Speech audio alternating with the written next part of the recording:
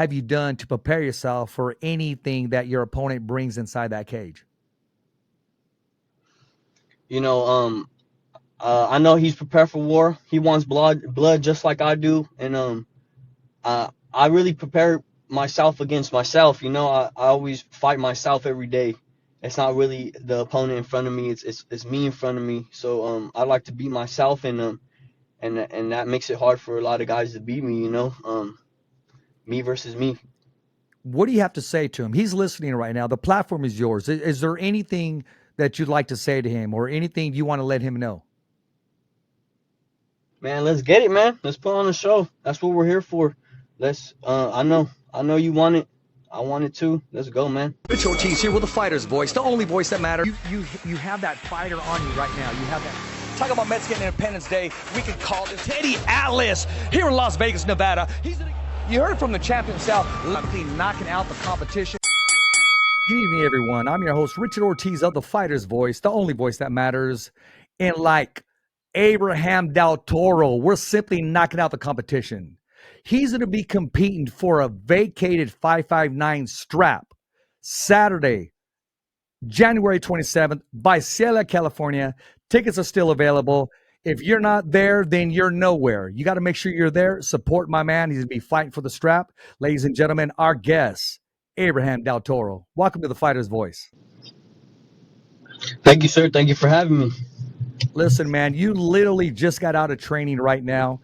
Let's just dive right into it, man. How's training camp going for you? Is the weight doing well? Where are you at? Are you exactly where you need to be? Getting ready to fight for that title bout as far as mentally, spiritually, and physically? Oh yeah, I've been right there about 3 weeks ago. I'm always ready, man. I just had to get super ready, and I'm feeling good. Weights right, mental's right, physical's right, spiritual's always right. You know, I'm ready. Listen, man, we're going to break down your whole fight right now, man. You're going to be entering the ring right now. What's going to be your walkout song when you enter that cage? I'm sorry I said ring because, hey, you may hear me say that a couple times, but I'm going to make sure I get it right, the cage. It's all good, man. Same thing. All warriors going into those things. That's right. But my walkout song is going to be The Uppercut by Tupac. It's a good one. There you go. And share, everybody, how long you been competing at this level? I've been training MMA for about 8 months. I've wrestled all my life. I just graduated from Menlo College, NAIA school. Man, it did me. Thank you, man. I appreciate it. Yeah, it did me justice going over there, man. The mental, the physical, and the spiritual as well. You know what drives you throughout the day? You know, what motivates you? What gets you past that extra step? First comes first. God always, man. He took me out of a lot of problems in my life, and he's made me prosper through a lot of things in my life, and my family, man. My family, that's my everything. My family, my fan base. That's what drives me. You know, 8 months into the sport, you get this title opportunity, 559 fights. They always put on a spectacular, exciting event. Did you ever foresee yourself in this position that you'll be in January 27th? I've always had this vision, man. Matter of fact, I got, not to be too cocky, but I got visions of bigger stages, but we're going to take it one step at a time. But I've always prepared for these moments, and I've always had a hunger for these moments. You know, you're very athletic. I mean, why the sport of MMA martial arts when it looks like you could have done a lot of things, you know, fulfill a wrestling, grappling career, or possibly even a football player because you're very athletic. You know, what sports did you play growing up, and what sport helped you on where you're at today? I've always wanted to play football, actually, man, but I was always little. I went into my freshman year little. Like, I would have my backpack, my wrestling backpack on, my full clothes, and I'd be like 98 pounds. So, and then in high school, man, I just started fighting. You know, it just happened like that. I got into a little bit of some street fights, man, and I liked it. I was like, oh, this thing's kind of cool. And then I've always wrestled all my life. So probably like, I want to say my freshman year of college, sophomore year of college, I was like, I'm looking into that MMA thing after I graduate. When did you make that first move? Do you still remember the first time, your first workout in MMA workout? Because transitioning from a wrestler, I'm sure that helped you, and that's your go-to. To this day, I still remember how to shoot and sprawl. But great muscle memory. When did you make that transition from wrestling to mixed martial arts? My second to last year of college, I went through 5 years of college. My fourth year, I okay. I got in a little bit of trouble at my college, man. So my coach was like, you know what, you're not going to be able to practice with us this summer. Your punishment. And I was like, all right. So I went home, got to work. I stepped in the first day here with Chris, and I was like, man, I want to fight. When can you get me the closest fight? Before I go back to school. So I'll get you one ASAP, man. So we ended up getting a fight August 13th, I believe. Yeah. A weekend before I started school. I went in there and I got a 56 first round finish, and I was like, yeah, man, I like this stuff. Representing the Madtown, Madera, California. You born and raised? Simon. Born and raised. Madtown. Talk to us a little bit about the coach and pupil relationship. You and Chris. I know he's got you ready physically, but what about mentally? When do you turn it on and say, okay, you know what, it's fight time? Man, Chris has always been a stand-up guy, man, and he kind of knows I already got that mental aspect of it, so it's really just physical, and we've been on a lot of spiritual stuff lately, man. We've been talking about God and helping out our families and stuff, and me and Chris have been bonding real good lately, man, and we just click every training session, every time he holds pads. It's water, man. It's water how we flow. That's right, man. What professional out there today inspires you? Who do you watch and it motivates you, or you kind of remind yourself of that fighter? Everybody picks up something from another person. I believe iron sharpens iron. Who out in UFC or Bellator or Combate Global motivates you? Man, I like Brandon Moreno a lot. That's the first guy that when I always asked this question, Brandon Moreno pops in my mind. What he did for Mexico and just the way he fights, man. He's a vicious fighter. No matter if the guy's more talented than him, he's gonna bang, man. He's gonna find a way to outroll him. And even though the judges don't really score his way, he's still my favorite, man. And I like Yair Rodriguez a lot. I started throwing a lot of kicks because of that guy. He's real flashy, kicks smack. So he really made me want to smack that bag and smack people with some kicks. Yeah, I met Moreno. He happened to be at the Canelo Triple G, the trilogy. He was walking through the casino. He was with his people there, and I got a little soundbite from him. And he was definitely, after I did that, people recognized him. They just kind of just swarmed him out, and people were asking, "Who is that? Who is that?" And I kind of blew his cover a little bit, but he's very well known in the Las Vegas area, as he is worldwide. He's earned that. Been in tremendous wars, and he's great for the sport.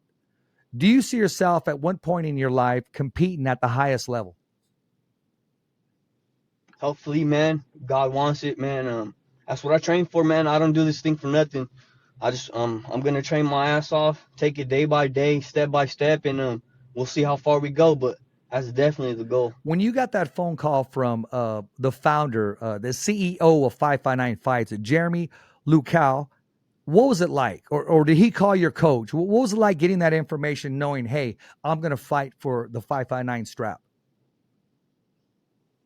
Man, Jeremy, he's always been a big name because of Salmo Wrestling and what he carried for them.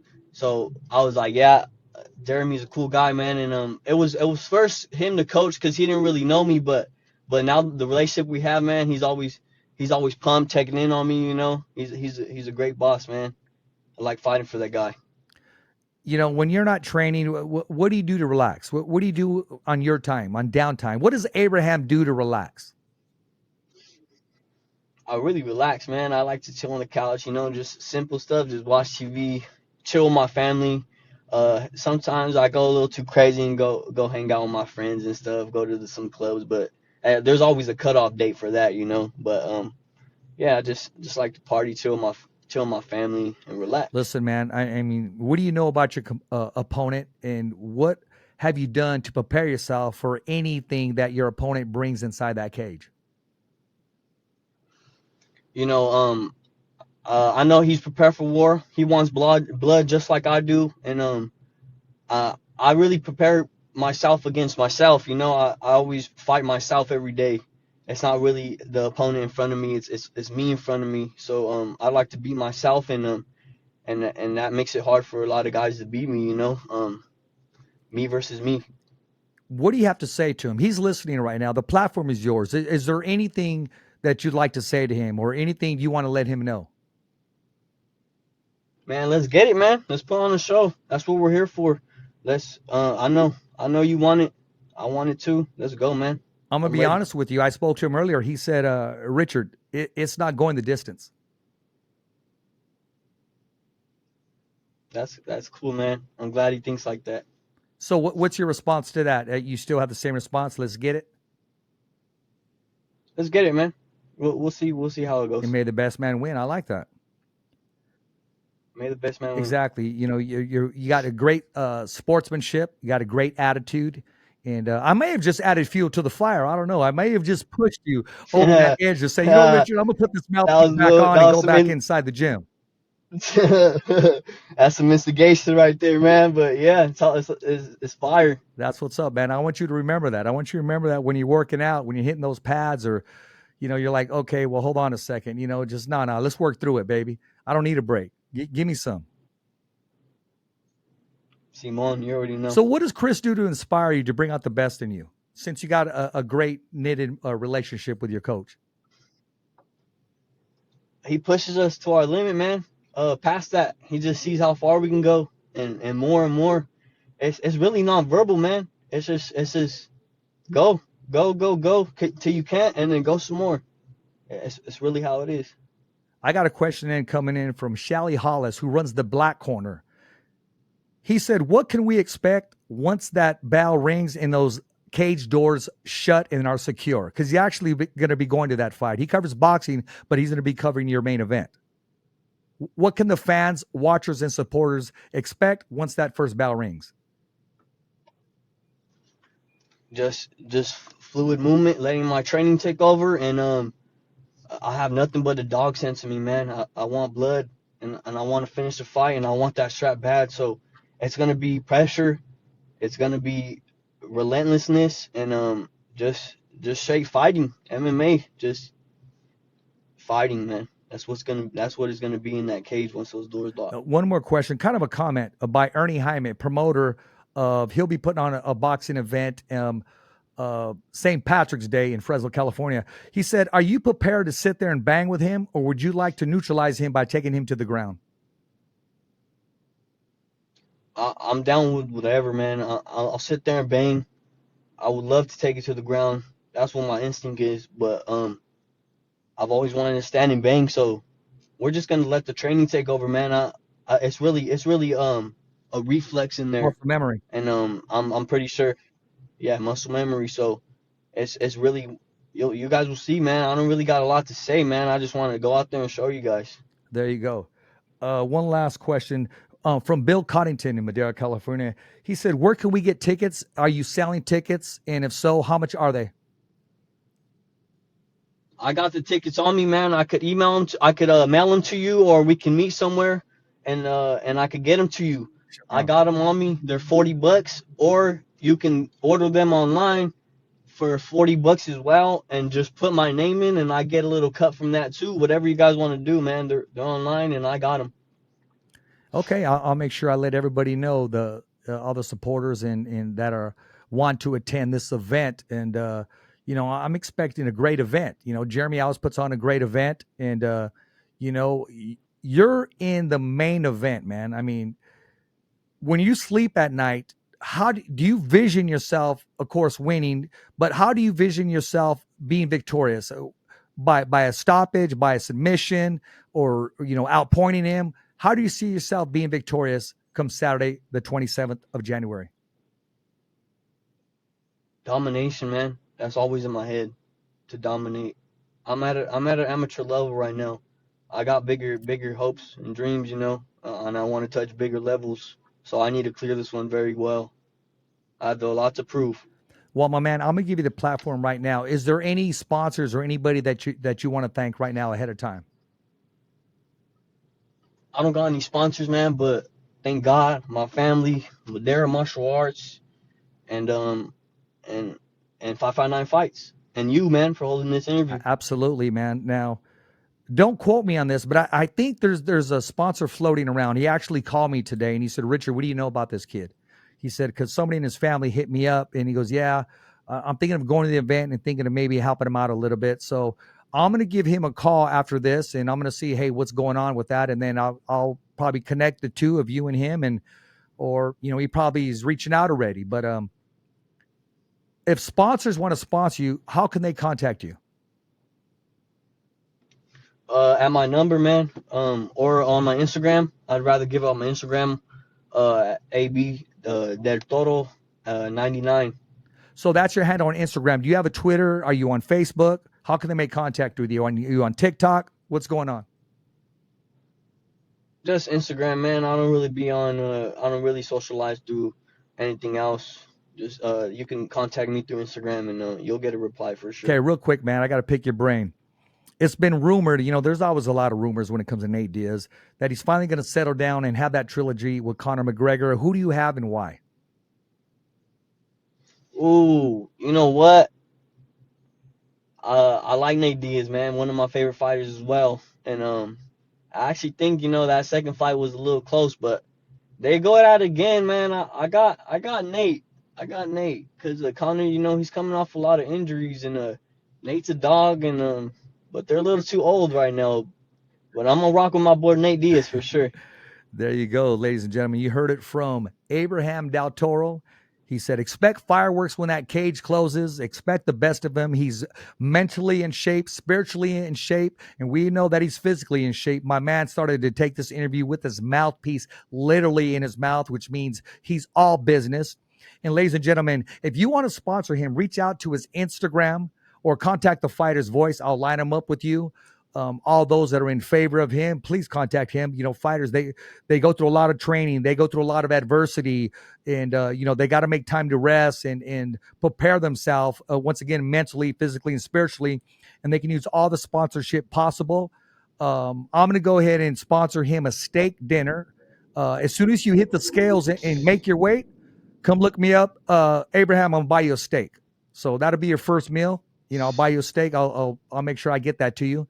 It goes a long ways.